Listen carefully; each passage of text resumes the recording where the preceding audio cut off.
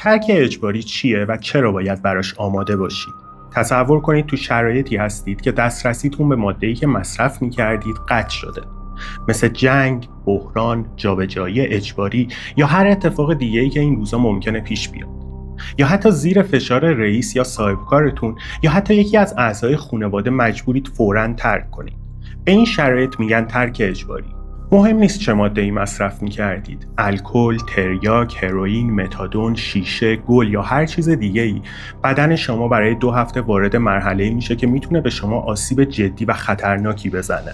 من تو این مجموعه برای هر کدوم از 6 دسته اصلی مواد یعنی تریاک و مشتقاتش، متادون، شیشه، الکل، بنزودیازپین‌ها و گل یا ماریجوانا یه راهنمای دقیق، کامل و مجزا آماده کردم که به ترتیب تو روزهای آینده منتشر میشه.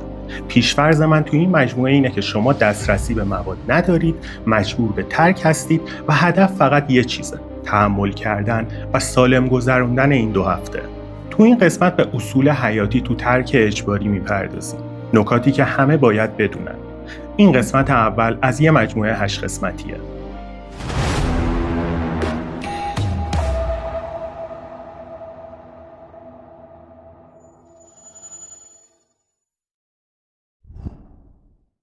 قبل از هر چیز باید یه نکته رو به دقت متوجه بشیم. خود ترک باعث مرگ نمیشه. مرگ از عوارضی میاد که بدن تو واکنش به نبود ماده نشون میده. بدن ما به حضور یه ماده خارجی عادت کرده. سیستم عصبی، قلب و مغز خودشون رو بر اساس حضور اون ماده تنظیم کردن. حالا که ماده رو ناگهانی برمی‌داریم، سیستم تنظیمی بدن به هم میریزه و این آشفتگی حتی میتونه کشنده باشه. مثلا الکل و بنزودیازپین ها مثل ترمز عمل میکنن. وقتی ناگهانی قطع میشن، ترمز مغز برداشته میشه و مغز با سرعت غیر قابل کنترلی کار میکنه. این یعنی تشنج. مواد مخدر مثل تریاک و هروئین روی مرکز تنفسی و سیستم گوارش هم اثر میذارن. قطعشون باعث اسهال شدید، استفراغ و بیابی میشه که میتونه به شوک و حتی مرگ منجر بشه. پس تکرار میکنم، ترک نمیکشه، عوارض ترکه که میکشه و هدف ما کنترل این عوارضه. تو ترک مواد مخدر به خصوص تریاک، هروئین، متادون و حتی الکل، بدن شما آب و املاح رو به سرعت از دست میده. اسهال و استفراغ مداوم تو روزهای اول ترک میتونه ظرف 24 تا 48 ساعت شما رو به جایی برسونه که کلیه هاتون از کار بیفته. خشکی دهن به حدی که نتونید آب قورت بدید، چشم‌های گود رفته، ادرار نکردن برای بیشتر از 8 ساعت، گیجی و منگی، ضربان قلب سریع ولی با نبض ضعیف میتونن از علائم کم آبی شدید باشن. خطر تشنج تو 2 تا گروه بالاست: مصرف کنندگان الکل و مصرف کنندگان بنزودیازپین ها مثل دیاسپام، کلوناسپام یا آلپرازولام. اگه این مواد رو مصرف می‌کردید، روز سوم تا پنجم بعد از قطع بیشترین خطر تشنج رو دارید. تشنج تو ترک میتونه بارها تکرار بشه و اگه متوقف نشه میتونه عوارض خطرناکی داشته باشه. نکته مهم اینه که تشنج تو ترک مواد مخدر مثل تریاک و هروئین نادره، مگر اینکه همراه با الکل یا بنزودیازپین مصرف کرده باشید. تو ترک محرک‌ها مثل شیشه یا همون متامفتامین و کوکائین یا تو مصرف کنندگان سنگین الکل و حشیش خطر سایکوز یا همون روانپریشی وجود داره. این یعنی شما صداهایی میشنوید که وجود ندارن، چیزایی میبینید که واقعی نیستن یا باورهایی پیدا میکنید که کاملا بی‌اساس هستن. مثلا فکر میکنید که کسانی میخوان شما رو بکشن. سایکوز خطرناکه چون باعث میشه تصمیم‌های خیلی خطرناکی بگیرید. از خونه فرار کنید، به خودتون آسیب بزنید یا دیگران رو تهدید کنید. اگه هر کدوم از این علائم رو تو خودتون یا فردی که مراقبش هستید دیدید، وقت تلف نکنید. حتما باید به یه پزشک یا مرجع درمانی مراجعه کنید. تب بالای 38.5 درجه به خصوص تو ترک الکل میتونه نشونه دلیریوم باشه که حتی میتونه مرگاور باشه.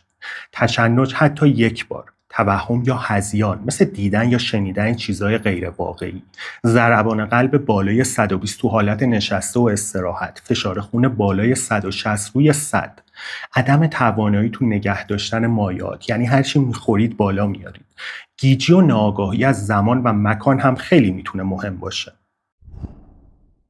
شاید فکر کنید بیخوابی تو ترک طبیعیه و باید تحمل کنید. اما بیخوابی تو ترک میتونه خیلی خطرناک باشه. نه مستقیم، بلکه از طریق تخلیه کامل سیستم عصبی. بدن شما برای تحمل استرس ترک به خواب عمیق نیاز داره. اگه 48 تا 72 ساعت نخوابید، آستانه تشنجتون پایین میاد. اگه 72 تا 96 ساعت نخوابید، احتمال سایکوز یا روانپریشی به شدت بالا میره. بعد از 5 روز بیخوابی مطلق، مغز دیگه نمیتونه اطلاعات رو پردازش کنه و وارد حالت هذیان میشه که بعضی مواقع برگشت ناپذیره. پس خواب خیلی اولویت داره. اگه نمیخوابید، باید با دارو خواب رو به مغزتون تحمیل کنید. تحمل بیخوابی تو ترک شجاعت نیست، حماقته. تو فرهنگ ما خیلی‌ها میگن درد ترک باید تحمل بشه یا باید سختی بکشی تا پاک بشی. این حرف از نظر پزشکی غلط و خطرناکه. تحمل کردن علائم بدون کنترل دارویی یعنی شما رو تو معرض تشنج، سکته و حتی مرگ قرار میده. ترک یه فرایند پزشکیه، نه آزمون شخصیت. اگه کسی بتونه با کمک دارو علائم رو کنترل کنه و زنده بمونه، خیلی موفق‌تر از کسیه که درد رو تحمل میکنه و دچار آسیب مغزی میشه. یه سری اصول دارویی برای همه مصرف کنندگان تو این 2 هفته مشترکه. ویتامین B کمپلکس به خصوص با B1 یا تیامین بالا، یعنی با دوز 100 میلی گرم B1 روزی 2 بار باید استفاده بشه. مصرف کنندگان الکل و حتی مواد دیگه دچار کمبود شدید ویتامین B1 میشن. کمبود B1 میتونه به یه سندروم منجر بشه که آسیب دائمی مغز و گیجی و فراموشی ایجاد میکنه. این دارو رو حتی اگه الکلی نیستید مصرف کنید. استرس ترک نیاز به ویتامین ها رو بالا میبره. برای تامین آب و املاح بدن، اگه پودر ORS دارید، یه ساشه رو تو 2 تا 3 لیتر آب بریزید و در طول 1 روز استفاده کنید. اگه ORS ندارید، 1 لیتر آب به همراه 2 قاشق غذاخوری شکر و نصف قاشق چایخوری نمک استفاده کنید. این محلول هم برای 12 ساعت کفایت میکنه. نکته خطرناک اینه که آب تنها کافی نیست. اگه فقط آب بخورید و املاح از دست رفته رو جایگزین نکنید، دچار کمبود سدیم میشید که اون خودش میتونه باعث تشنج و حتی آسیب مغزی بشه. آرامبخش‌ها یا همون بنزودیازپین‌ها برای همه مصرف کننده‌ها مفید نیستن و باید با احتیاط و توسط پزشک تجویز بشن. اما تو 2 هفته اول ترک اجباری، اگه اضطراب شدید دارید یا ریسک تشنجتون بالاست، میتونن نجات بخش باشن. دیازپام رایج‌ترین گزینه است. دوز معمول 5 تا 10 میلی گرم هر 8 ساعت استفاده میشه و حداکثر دوزش در طول روز 40 میلی گرمه. البته تکرار میکنم، استفاده این موارد فقط باید تحت نظر پزشک باشه. اگه مشکل کبدی دارید، لوراسپام بهتره. دوز 1 تا 2 میلی گرم هر 8 ساعت تحت نظر پزشک. اگه سابقه حساسیت دارید یا اگه همزمان الکل استفاده کردید، نباید بنزودیازپین استفاده کنید. عوارض بنزودیازپین ها هم خواب‌آلودگی شدید، گیجی و احتمال وابستگیه. اما فعلا چون بحث بقا مطرحه، میتونه استفاده بشه. کلونیدین فشار خون رو پایین میاره و علائم فیزیکی مثل تپش قلب، تعریق و لرز رو کم میکنه. با دوز 0.1 میلی گرم هر 8 تا 12 ساعت میتونید استفاده کنید. اگر فشار خونتون طبیعی یا پایینه، بدون دستگاه فشارسنج مصرف نکنید. اگر احساس گیجی یا منگی داشتید، یعنی فشار خونتون خیلی پایین اومده. برای تسکین درد میتونید از استامینوفن با دوز 500 تا 1000 میلی گرم هر 6 ساعت، البته با حداکثر دوز 4 گرم تو روز، چون بیشترش باعث آسیب کبدی میشه، استفاده کنید. ایبوپروفن با دوز 400 میلی گرم هر 8 ساعت هم میتونید استفاده کنید. البته با غذا استفاده کنید تا معده اذیت نشه. اشتباه اول مصرف الکل برای آرامشه. تو ترک هر ماده‌ای الکل استفاده نکنید. الکل سیستم عصبی رو بی‌ثبات‌تر میکنه، باعث کم‌آبی شدیدتر میشه و اگه همزمان با بنزودیازپین مصرف بشه، میتونه تنفس شما رو متوقف کنه. اشتباه دوم مصرف بی‌رویه داروهای خواب‌آوره. داروهای خواب‌آور به صورت خودسرانه میتونن خطرناک باشن.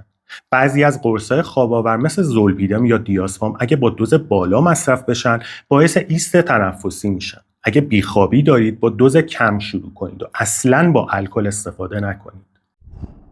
اشتباه سوم پنهان کردن علائم از اطرافیانه. اگه تنها هستید، حتما به کسی بگید که تو چه وضعیتی هستید.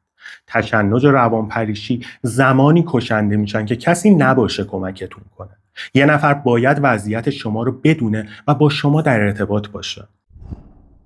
اشتباه چهارم هم قطع ناگهانی داروهای روانپزشکیه. اگه قبلا داروهای روانپزشکی مصرف می‌کردید، مثل داروهای ضد افسردگی، ضد روانپریشی یا تثبیت کننده های خلق، ناگهانی قطعشون نکنید. این داروها رو باید تحت نظر پزشک کم کنید. قطع ناگهانیشون میتونه باعث تشنج و حتی روانپریشی بشه. این 2 هفته یه جنگه، نه با میل خودت، با بدن خودت. قرار نیست ثابت کنی چقدر قوی هستی، قراره فقط زنده بمونی. هر روزی که زنده میمونی یه روز به ترک نزدیکتر میشی. اگه الان تو این شرایطی، داروها رو درست مصرف کن، آب و نمک رو جدی بگیر، نخوابیدن رو تحمل نکن و علائم خطرناک رو بشناس. یادت باشه تو این دوره بدنت دنبال زنده موندنه، ولی ذهنت دنبال دیوانه شدنه. وظیفت اینه که نذاری ذهنت بدنت رو نابود کنه. موفق باشی.